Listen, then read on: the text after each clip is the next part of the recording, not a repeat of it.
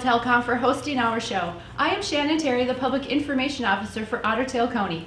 Otter County is hosting this program to highlight the many services that Otter County provides and to engage residents to visit our website if you have questions, call if you have concerns, or stop by if you would like to participate in one of our services.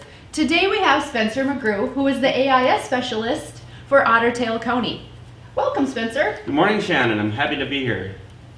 Could you tell us a little bit about your role in Otter County? Sure. So I'm the invasive species specialist for the county. I work in the Land and Resource Management Division or department, and my charge is to manage the aquatic invasive species prevention program the county has.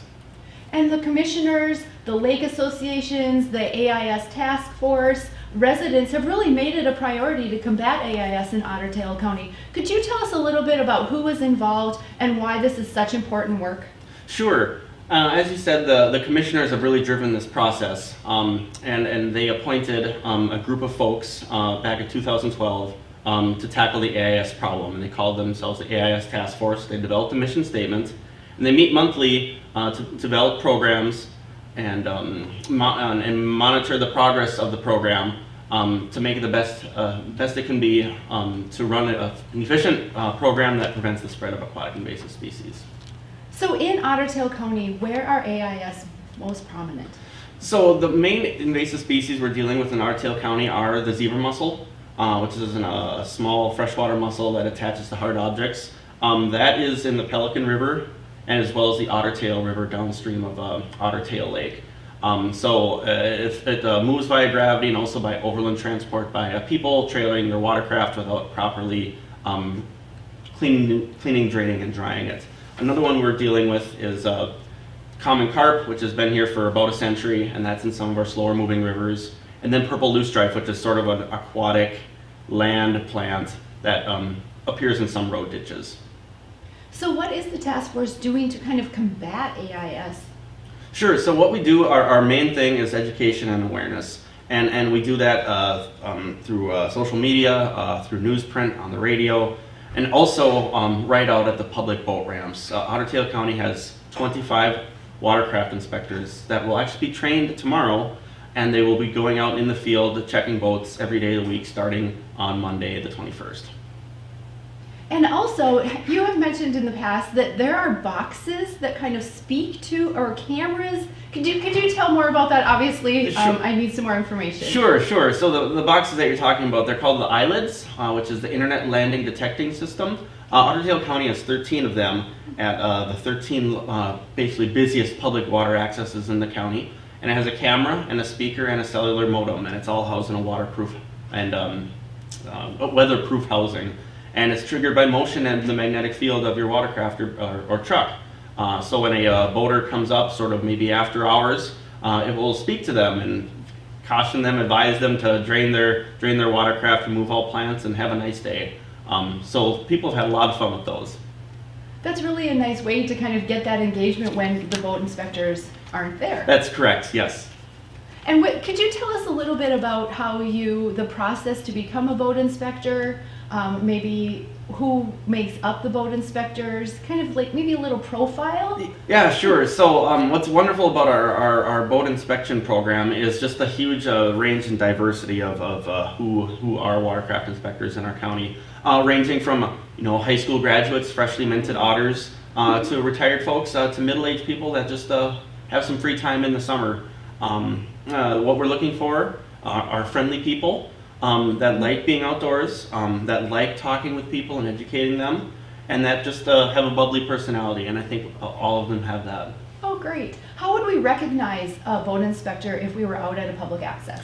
So they wear a neon green shirt, We'll recognize t-shirts, them. yes, that says Otter County Watercraft Inspector on the back. They have a little wet floor sign that they set out of the right-of-way so people don't drive over it, that identifies them. And they also wear a county ID badge, much like the one I'm wearing.